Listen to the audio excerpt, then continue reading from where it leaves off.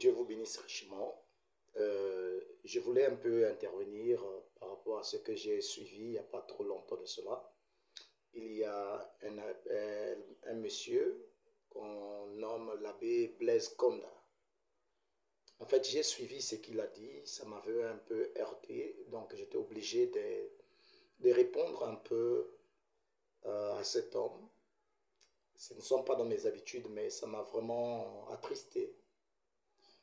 Alors qu'il y avait certaines déclarations qu'il a eu à dire, et les autres aussi ont parlé.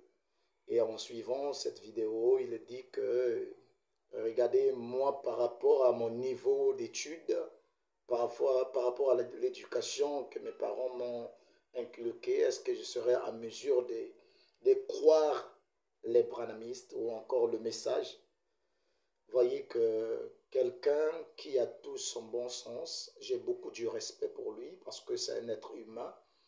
Et aussi longtemps qu'il essaie de parler de Jésus-Christ, j'ai du respect. Mais cependant, cela n'est pas trop mature de voir un monsieur qui est censé être une personne de plus de 50 ans dire de telles futilités. Vraiment, c'est pitoyable.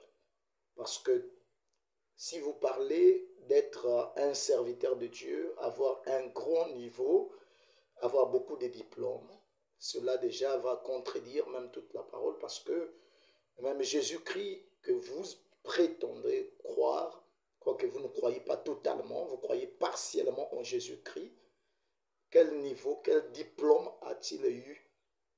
Dans quelle école vous avez entendu Jésus-Christ? Non, et Jésus-Christ était dans telle école pour recevoir tel diplôme.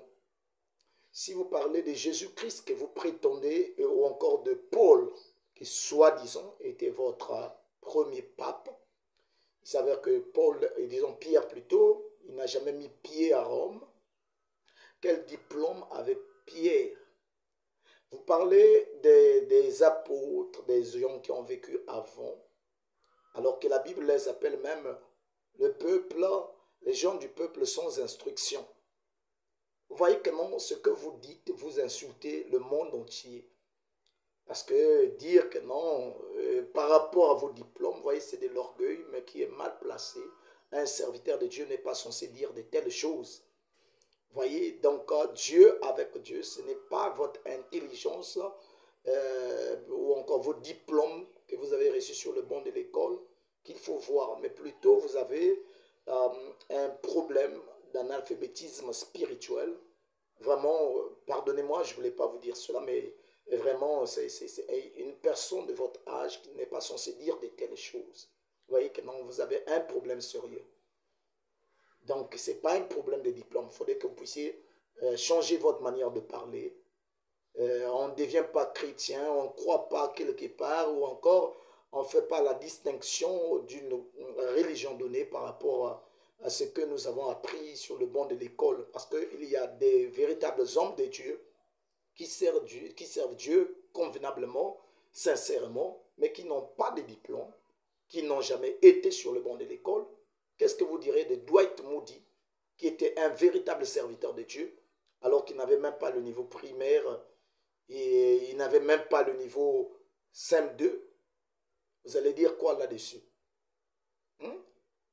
Quels sont les diplômes? Et vous allez entendre que non, Abraham. Dans quel établissement ou encore dans quelle école théologique Abraham était-il? Donc, vous voyez, donc, évitez de vous ridiculiser, de vous considérer comme un comédien, alors que le monde entier est en train de vous suivre. Il faut quand même peser les mots. Si vous avez foutu de n'importe quoi, si vous n'avez pas su comment recadrer vos propos, il faut être humble et vous incliner devant la parole de Dieu, devant vos propos, au lieu de dire des choses qui n'ont pas de sens. Vraiment,